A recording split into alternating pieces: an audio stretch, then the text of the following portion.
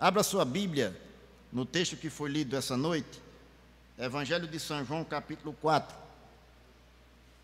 Vamos aproveitar o restinho do tempo.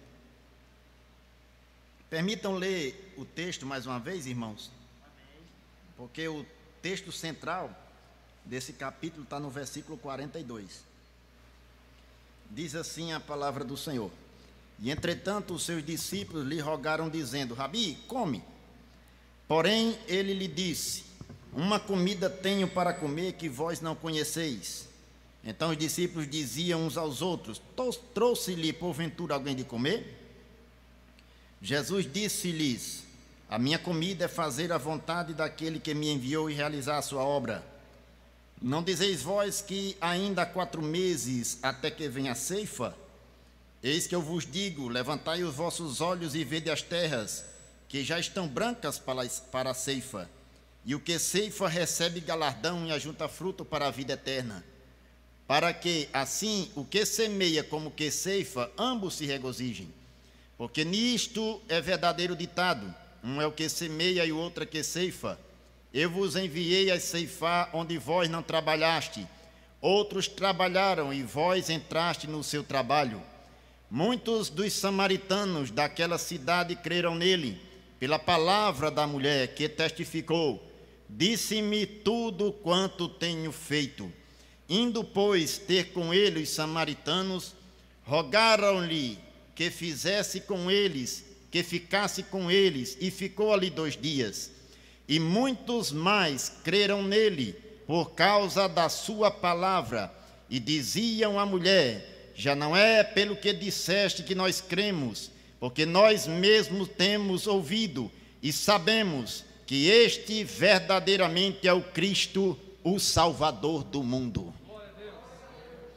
Irmãos, esse evangelho o apóstolo São João escreveu para combater uma seita chamada gnosticismo, em especial a dúvida que eles lançavam sobre a divindade de Jesus. Eles não acreditavam que Jesus era Deus, tinha sido real.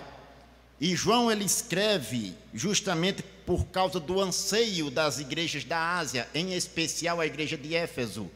E ele mostra a biografia de Jesus de uma maneira totalmente diferente dos demais evangelistas. O evangelista São João, ele apresenta Jesus como Deus nos 21 capítulos desse evangelho. Todos os capítulos, João apresenta Jesus como Deus. O propósito do seu evangelho está no capítulo 20, versículo 31, que ele diz que os sinais foram escritos para que creiais que Jesus é o Cristo, o Filho de Deus, e para que, crendo, tenhais vida em seu nome. Por falar na palavra ou no verbo crer, é muito comum ao longo do evangelho nós lermos, visualizarmos esta palavra, esta expressão. Por exemplo, no versículo 21, quando Jesus disse à mulher: crê-me que a hora vem. O verbo crer aqui aparece como a hora exata em que Cristo foi falar àquela mulher da sua própria missão como Cristo de Deus. E observe que 2 vezes, primeiro no versículo 39, muitos dos samaritanos creram nele por causa da palavra da mulher. E no versículo 41, eles mesmos disseram que muitos mais creram nele por causa da sua palavra. Então é muito comum João usar deste verbo acreditar, de crer, para mostrar a missão, o propósito deste evangelho: mostrar Jesus como Filho de Deus, um ser divino que veio à terra. No capítulo 4, ele apresenta Jesus justamente como o Salvador do mundo. No verso 42, que é o texto ênfase, o texto central deste capítulo, diz que os samaritanos diziam à mulher: não é pelo que disseste que nós cremos, porque nós mesmos temos ouvido e sabemos que este, Jesus, verdadeiramente é o Cristo, o Salvador do mundo. No início da conversa, Jesus, ele dialoga com uma mulher samaritana. E não era comum um rabino, um judeu, conversar a sós com uma mulher, principalmente se ela fosse casada. Jesus então puxa a conversa, pedindo algo a ela: dai-me de beber. Aquela mulher achou estranho um rabino, uma pessoa, um judeu, chegar para uma mulher sozinha ao meio-dia aproximadamente, que era o horário que aquela mulher se dirigia para o poço de Jacó a buscar água para ela. Bendito seja o nome do Senhor. E a mulher dirige a expressão para Jesus dizendo: como me pede de beber a mim,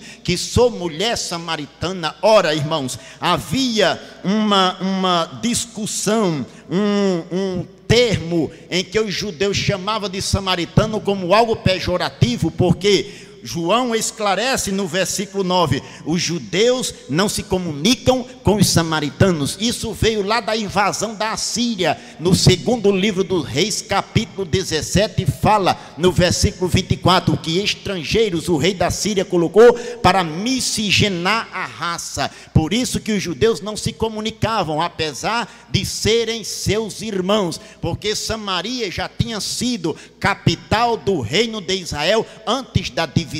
Ali, quando o reino se dividiu em norte e sul, Samaria, capital do reino do norte, e Jerusalém no reino do sul. Então houve esta expressão como uma questão de inimizade, mas nosso Deus, através de Cristo, é hábil, irmãos, para desfazer inimizade. Bendito seja o nome do Senhor. Deixa-me passar aqui a primeira lição desta conversa inicial que Jesus teve com a mulher. Se ele chamou a atenção dela através de pedir água, pedir de beber, nós também, como evangelizadores, temos a missão dada por Cristo para puxar uma conversa, para mostrar o Cristo verdadeiro, Deus, o Salvador do mundo. Aquela mulher, quando achou estranho uma conversa, para nós também, quando alguém achar estranho uma conversa que apresenta o Cristo, o Salvador do mundo, também nós devemos apresentá-lo da mesma forma. Bendito seja o nome do Senhor. Quando Jesus chega para a mulher e responde dizendo: se tu conheceras o dom de Deus e quem é que te pede de beber, tu é quem pediria, e eu te daria água da vida. O termo dom aqui é uma expressão que significa algo, um presente grátis, gratuito. E este dom estava relacionado à missão de Jesus como o Cristo de Deus. Nós vamos ver no versículo 25 que quando a mulher samaritana se dirige para Jesus, diz: eu sei que o Messias, que se chama o Cristo, vem. Quando ele vier, nos anunciará tudo. Jesus, ele toma de novo a palavra e diz: eu o sou, eu o que falo contigo. E lá no final, quando ele se apresenta para aquela mulher e os samaritanos observam o seu discurso, a sua mensagem, a sua palavra, eles próprios dão testemunho que ele era o Cristo. Bendito seja o nome do Senhor. No final da conversa, aquela mulher sai para anunciar na cidade as coisas que Jesus havia falado para ela. Mas Jesus, ele não tinha acabado o seu discurso ali, a sua missão. Os seus discípulos tinham ido comprar comida, e quando chegaram, que viram Jesus conversando com aquela mulher, acharam estranho. Por quê? Porque eles não tinham aquele hábito. Jesus, ele quebra também costumes que desagradam a Deus, que não levam à salvação. Jesus, ele se aproximou daquela mulher porque estava sedenta de ouvir a verdade, de ouvir a palavra, de ouvir a voz do Cristo de Deus. Ei, você que nesta noite está presente em um culto de missões, saiba que a mesma voz que Jesus dirigiu para aquela mulher, você também é responsável de levar a sua mensagem àqueles que estão necessitados. Se você acredita nesta palavra, levanta uma de suas mãos assim e dê um brado de glória para o Senhor. Os discípulos, quando chegaram, irmãos, que observaram aquela cena, disse: Rabi, come. A mulher tinha acabado de sair para anunciar na cidade tudo o que Jesus tinha falado a seu respeito. E os discípulos, quando viram, disseram: Rabi, come. Aí Jesus começa a ensinar. Ora, irmão, ele estava ensinando a mulher o que ela precisava ouvir. Ora, se você observar no texto desse capítulo, Jesus não faz milagre. É somente através da palavra. É tanto que quando ele se dirige para a mulher, quando diz assim, como me pede de beber a mim, e Jesus diz: tu é quem pediria se você soubesse quem é que fala com você. Aí vocês não vê milagres aqui. Jesus fala da água viva, que a princípio seria o próprio dom, mas o dom aqui está relacionado ao Cristo, que é a própria água. Quando no capítulo 7 João fala desta água viva, no versículo 37, Jesus se põe em pé no final da festa, no dia da festa, Jesus se põe em pé e clama dizendo: se alguém tem sede, que venha a mim e beba. Quem crê em mim, como diz a Escritura, rios de água viva correrão do seu ventre. E o verso 39 diz: ele disse isso por causa do Espírito Santo que haviam de receber aquele que nele cresce. Então a água estava relacionada à presença de Deus através do seu Espírito. E Jesus, ele quando fala, aquela mulher disse: olha, chama teu marido e vem cá. A mulher, quando disse para ele: eu não tenho marido.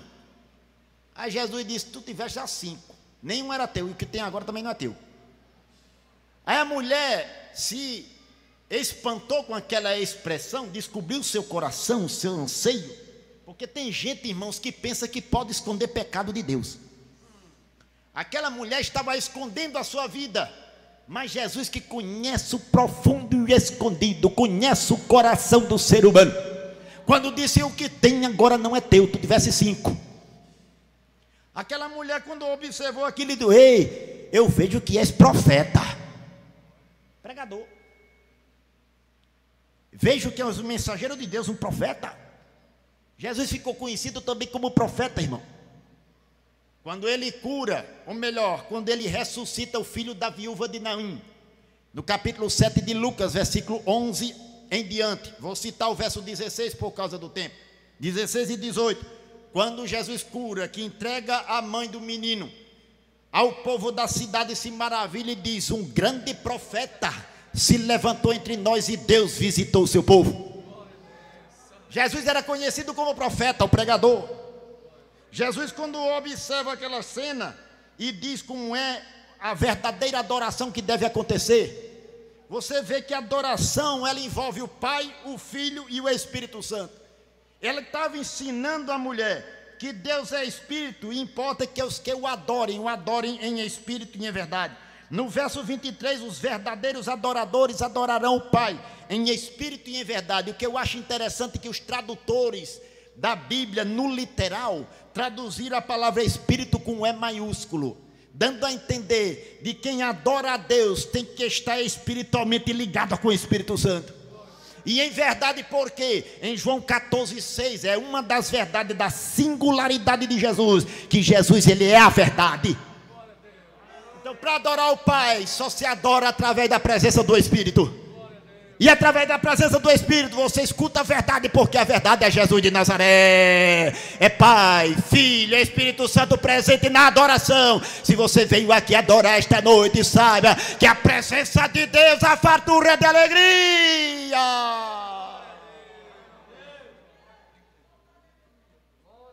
Estava ensinando aquela mulher.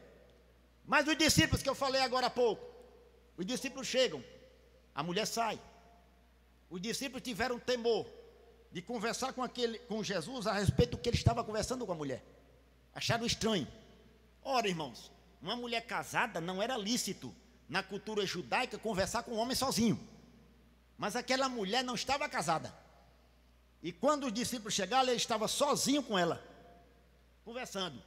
Aí os discípulos, de uma forma de conversar com o Senhor, puxar algum assunto, disseram: Rabi, come. Ele já tinha ido comprar comida na cidade. E eles chegaram e disseram: Rabi, come. Aí era onde chega a missão de Jesus para esclarecer para os discípulos. Ele deu a lição para a mulher. E agora vai ensinar aos seus discípulos qual era a sua missão. E onde vemos isso? Quando ele diz, então os discípulos diziam uns aos outros. Quando ele falou: Rabi, come. Jesus disse: uma comida tenho para comer, que vós não conheceis. A mulher tinha acabado de ir na cidade e tinha anunciado o que Jesus tinha conversado com ela. Disse-me tudo quanto tenho feito. Os homens daquela cidade, as pessoas que ali estavam, que ouviram a voz daquela mulher, a pregação de Jesus na boca dela, acreditaram e já estavam indo para ter com Jesus. Nesse intervalo de tempo é que o evangelista São João, ele fala: e entretanto, entre um tempo e outro, entre a chegada dos samaritanos e a presença dos discípulos ali, entre um espaço de tempo e outro, os discípulos disseram: come, e ele disse: uma comida tenho para comer que vós não conheceis. Aí quando os discípulos disseram: trouxe porventura alguém de comer? É como se dissesse assim: nós não sabemos se ele já se alimentou, mas que comida é essa? Aí Jesus disse: a minha comida é fazer a vontade daquele que me enviou e realizar a sua obra.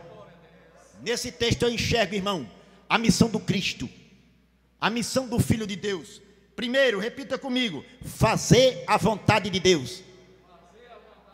Segundo, a missão do Cristo é realizar a sua obra. Realizar a sua obra. Fazer a vontade de Cristo, a fazer a vontade de Deus. O Cristo, ele veio fazer a vontade de Deus. Essa vontade, na tradução literal, dá a entender uma ação continuada. Ela não parou naquele momento, ela continuou, ou seja, Jesus continua a realizar a obra de Deus, através do Espírito Santo e sua igreja. Bendito seja o nome do Senhor. Era uma ação continuada, mas essa obra de Deus que tinha sido anunciada lá no Jardim do Éden, em Gênesis capítulo 3, versículo 15, quando Deus disse para o casal, quando ele pecou, e para a serpente, a mulher e a serpente, ele disse: porém inimizade entre ti e a mulher, entre a tua semente e a sua semente, esta te ferirá a cabeça e tu lhe ferirás o calcanhar. Em Mateus capítulo 1, versículo 21, o anjo do Senhor, quando aparece em sonhos para José, disse que Maria daria à luz um filho, e porás o nome de Jesus, porque ele salvará o seu povo dos seus pecados. Bendito seja o nome do Senhor para todo sempre.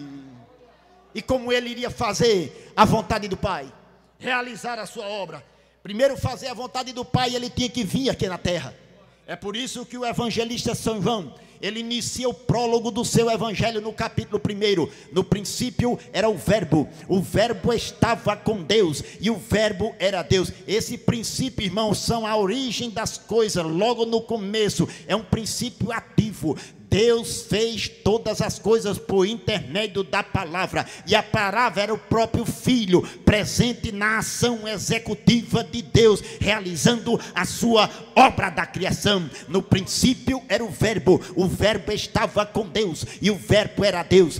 Ele estava no princípio com Deus. Todas as coisas foram feitas por ele, e sem ele nada do que foi feito se fez. Nele estava a vida, e a vida era a luz dos homens, e a luz resplandece nas trevas, e as trevas não a compreenderam. Houve um homem enviado por Deus, cujo nome era João. Este veio para testemunho, para que testificasse da luz, para que todos crescem por ele. Não era ele a luz, mas veio testificar da luz. Ali estava a luz verdadeira que alumia todo homem que vem ao mundo. Estava no mundo, o mundo foi feito por ele, e o mundo não conheceu. Veio para o que era seu, e os seus não receberam, mas a todos quanto receberam, deu-lhes o poder de serem feitos filhos de Deus, aos que creem no seu nome, os quais não nasceram do sangue, nem da vontade da carne, nem da vontade do varão, mas pela vontade de Deus.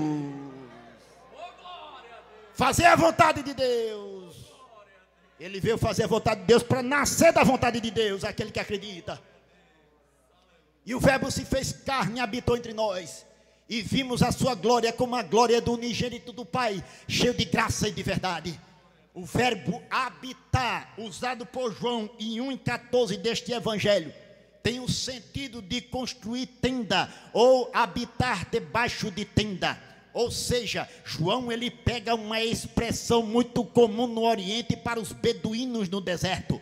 A tenda era uma morada temporária, onde as pessoas utilizavam os recursos naturais por um espaço de tempo determinado. E quando os recursos daquela região, eles acabavam, as tendas eram desarmadas e eles colocavam em cima dos animais e ia procurar outro canto para de novo armar aquela tenda. O que João está avisando aqui, através desse entendimento de habitar debaixo de tenda, como interpretação desse texto, porque a morada de Cristo aqui na terra, a descida dele aqui do céu, foi um espaço de tempo e indica temporalidade. Jesus ele veio do céu, por um pouco de espaço de tempo habitou no meio dos homens e retornou para lá. No Evangelho de São João capítulo 6 versículo 38 ele diz: porque eu desci do céu não para fazer a minha vontade, mas a vontade daquele que me enviou. Ei, Jesus ele fez a vontade do Pai, você deve fazer também. Se é culto de missões, se a mensagem é para missões, faça a vontade do Pai, faça a vontade do Pai, faça a vontade do Pai. Quantos aqui estão dispostos a fazer a vontade dele? Tem um prato de glória, adore!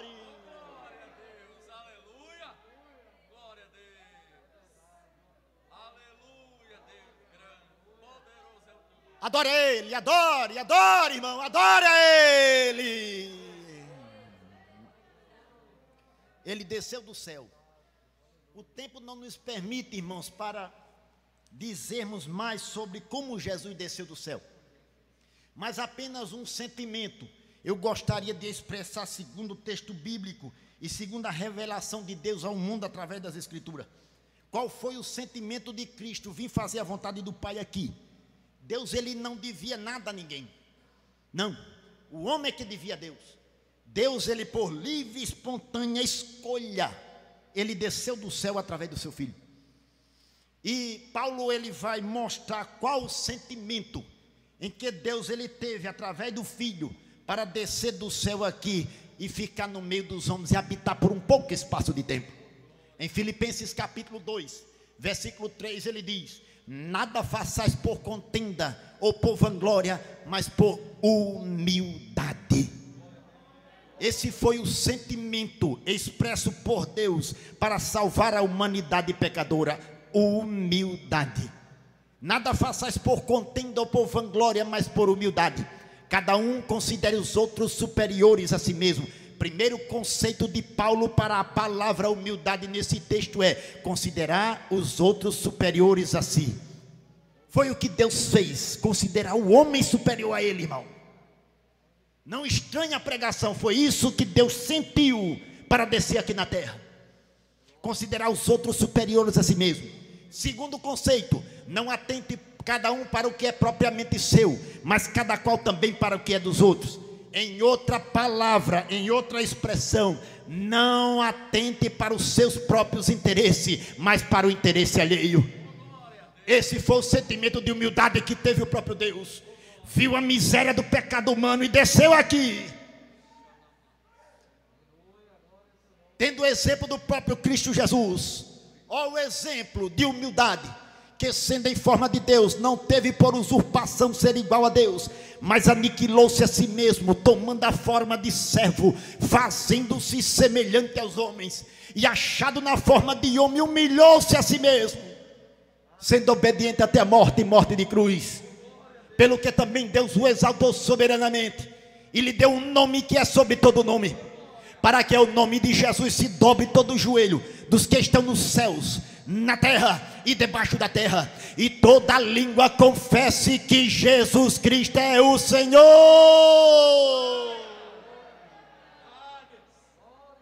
Para a glória de Deus Pai, Jesus Cristo é o Senhor. Essa era a confissão de fé da igreja primitiva: Jesus Cristo é o Senhor. Fala de verdade, Jesus Cristo é o Senhor.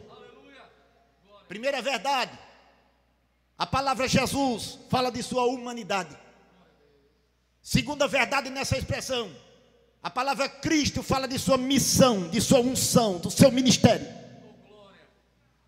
E Senhor fala de sua divindade. Jesus é Deus. Quando os cristãos primitivos, eles expressavam sua fé, Jesus Cristo é o Senhor. Ele estava dizendo, Jesus Cristo, ele foi homem, totalmente homem. Ele teve o seu ministério, a sua missão, dada pelo próprio Deus, a sua unção. Como disse Lucas, expressou essa unção no seu ministério, quando ele escreve o seu evangelho no capítulo 4, versículo 16. Chegando a Nazaré, onde fora criado, entrou num dia de sábado, segundo o seu costume, na sinagoga e levantou-se para ler.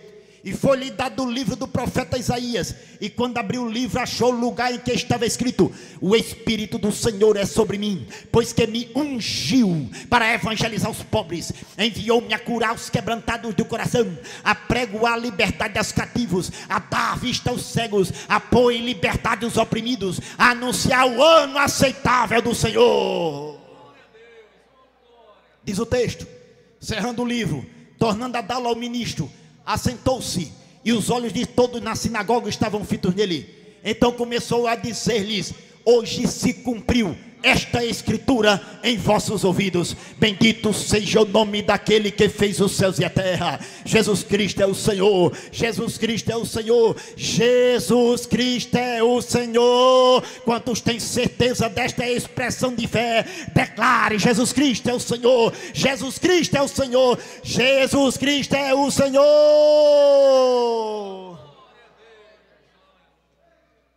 E observa o texto, irmãos, que aqui ele fala da missão do Cristo, fazer a vontade dele. Infelizmente não vamos falar de realizar a sua obra, mas para que você entenda como ele dá aos discípulos essa ferramenta, mostra a sua missão aqui na terra, de fazer a vontade de Deus e de realizar a obra de Deus. Realizar a obra de Deus dá-se a entender que a missão que Deus tinha para salvar o mundo por meio do Cristo foi cumprida. Através de João foi anunciado o Cordeiro de Deus. Evangelho de São João, capítulo 1, versículo 29.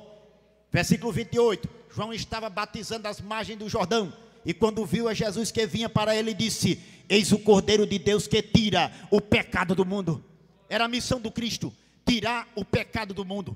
E esta expressão aqui ele fala no seu evangelho, ensinando aos seus discípulos. Mateus capítulo 9, versículo 35, que percorria Jesus todas as cidades e aldeias, ensinando nas suas sinagogas, pregando o evangelho do reino de Deus e curando todas as enfermidades e moléstias entre o povo. Vendo a multidão, teve grande compaixão deles, porque andavam desgarrados e errantes como ovelhas que não têm pastor. Então disse aos seus discípulos: a seara é realmente grande, mas poucos são os ceifeiros. Rogai ao Senhor da seara para que envie ceifeiros para a sua seara. Os campos já estão brancos para a ceifa. Foi o que Jesus disse. O que ceifa recebe galardão. Gaste no seu trabalho. Isso vai concordar no início do capítulo, quando há uma discussão dos fariseus a respeito de quem batizava mais, era Jesus ou João Batista.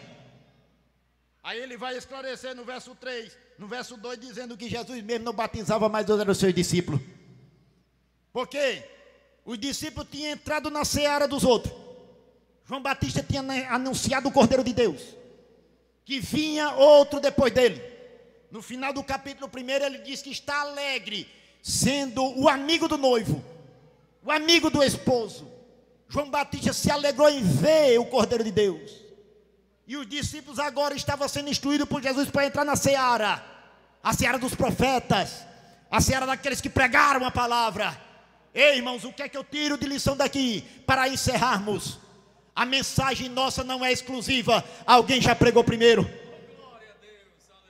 outros já semearam, aguaram, e a nossa obrigação como igreja do Senhor é continuar a regar até que a colheita seja pronta. Fique de pé comigo, por favor. Glória a Deus, aleluia. Glória a Deus. A seara está aberta, pronta para os ceifeiros, para trabalhar. Nós somos os ceifeiros da última hora.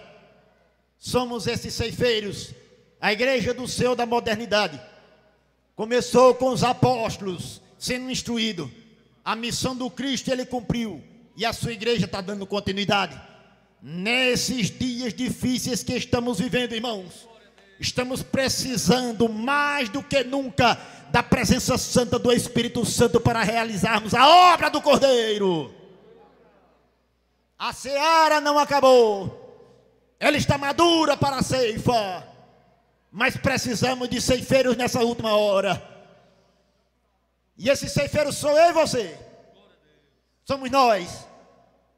E nesse momento Jesus também convida outros ceifeiros a trabalhar. Tem alguém que quer trabalhar na seara do Mestre, que ainda não aceitaram a salvação? Você pode também receber a mensagem aí na internet e receber a Cristo, de Cristo a missão, aceitando a Ele como o Senhor de sua vida. Bendito seja o nome do Senhor. A seara está madura, poucos são os ceifeiros, e Jesus convida os ceifeiros da última hora. Bendito seja o nome do Senhor.